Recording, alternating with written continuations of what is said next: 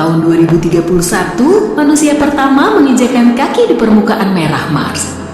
Mereka menempuh perjalanan yang lama selama 172 hari. Perjalanan itu berat, ada banyak masalah teknis, terdapat juga rintangan fisiologis. Astronot harus ngirim banyak peralatan dan sistem penghasil energi serta penunjang kehidupan ke planet merah. Orang yang menjalankan misi ini harus tahu cara mengatasi atmosfer bertekanan rendah dan badai pasir besar. Gimana caranya selamat di permukaan Mars dan cara pulang ke bumi setelah pekerjaan mereka selesai. Cerita itu memang seperti fiksi ilmiah, tapi nggak lama lagi bakal jadi kenyataan. Kerennya bukan hanya Mars. Setelah menjelajahi Mars, kita mungkin punya target yang lebih ambisius dan inilah beberapa di antaranya. Planet berikutnya yang bakal dikunjungi mungkin Venus, tapi bakalan susah banget. Venus disebut bintang fajar atau bintang senja. Soalnya planet ini bersinar terang banget di langit bumi sampai jadi yang pertama muncul setelah sunset dan yang terakhir hilang setelah sunrise. Sayangnya Venus nggak ramah banget untuk dijelajahi manusia. Tekanan atmosfernya sekitar 92 kali lebih besar dari tekanan di bumi dan suhu permukaannya rata-rata 454 derajat Celcius. Teknologi modern nggak bisa bikin infrastruktur yang membuat manusia bertahan di Venus lebih dari beberapa menit. Tapi kenapa kita tetap pengen ke Venus? Ini menariknya.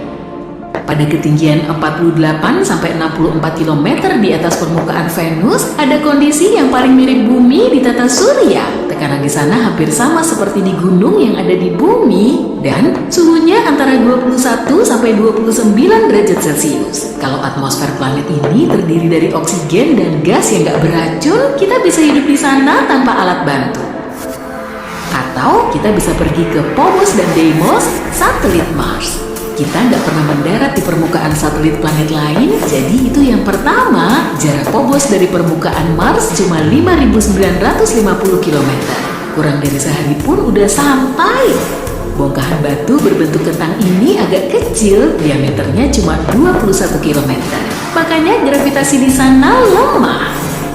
Deimos sedikit lebih jauh dari Mars, sekitar 24.140 km.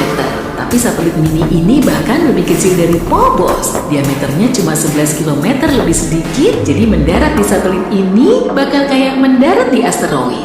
Tantangan terbesar astronot adalah meninggalkan permukaan Mars. Mereka bakal butuh banyak bahan bakar, jadi kemungkinan besar perjalanan pertama ke Phobos dan Deimos diluncurkan dari stasiun luar angkasa yang mengorbit Mars.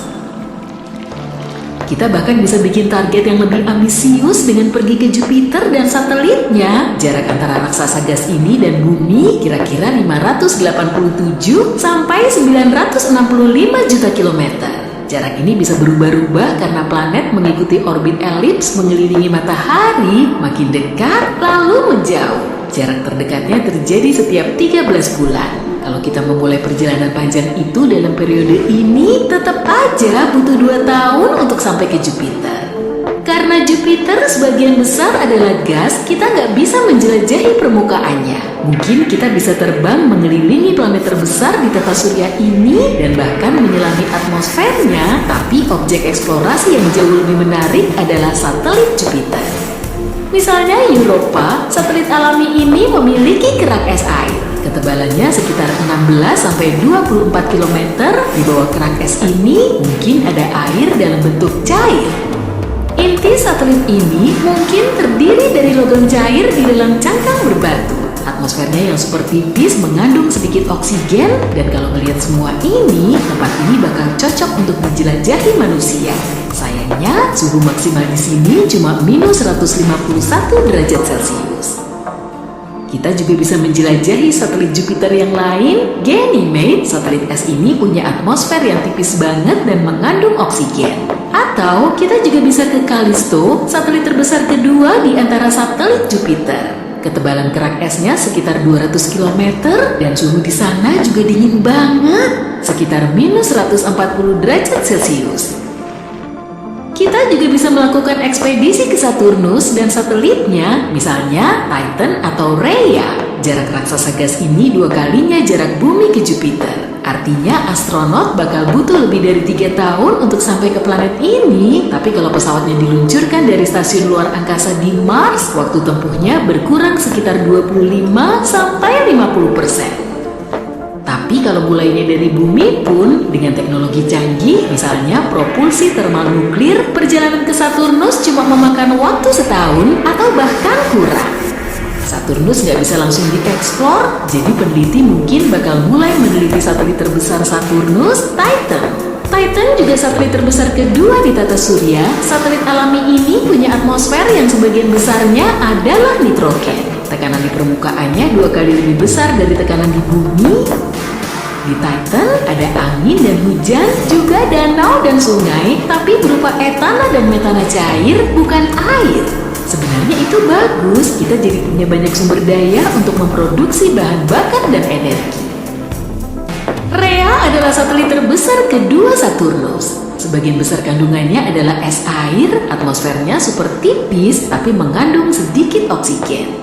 Sebenarnya semua satelit terbesar Saturnus cuma punya satu halangan besar, suhunya yang super dingin. Untungnya ada banyak sumber daya untuk memproduksi energi dan unsur penunjang kehidupan lainnya. Dan prosesnya bakal jauh lebih mudah dan lebih cepat daripada di Mars. Tapi gimana kalau kita bisa mengeksplor eksoplanet? Planet-planet ini berada di luar tata surya. Kalau kita berhasil sejauh itu dari bumi, mungkin kita bisa nemu dunia yang berpotensi layak huni.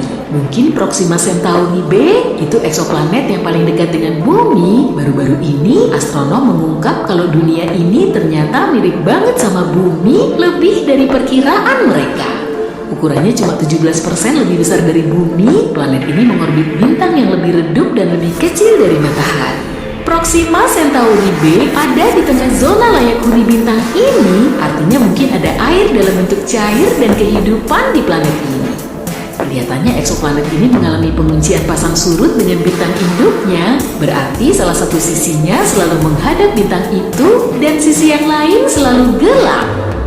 Saintis belum tahu apakah planet ini punya atmosfer. Jarak orbit planet ini ke bintangnya terlalu dekat, jadi radiasi dari bintangnya bisa menarik udara di planet ini. Kalau gitu Proxima Centauri b mungkin nggak punya air dalam bentuk cair di permukaannya.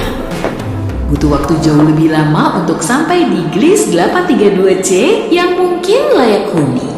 Jarak eksoplanet ini 16 tahun cahaya dari bumi. Kalau dari skema kosmis sih deket. Ukuran Gliese 832c ini 5 kali lebih besar dari bumi dan jarak orbit ke bintang induknya deket banget. Makanya setahun di planet ini cuma 36 hari, tapi karena bintang induknya adalah katai merah, jadinya jauh lebih dingin dan lebih redup daripada matahari.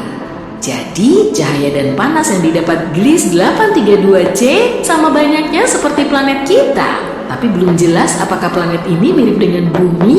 Mungkin atmosfernya jauh lebih tebal sehingga menciptakan runaway greenhouse effect. Fenomena ini terjadi saat planet ini menyerap lebih banyak panas dari bintang induknya daripada yang bisa dilepaskan ke luar angkasa.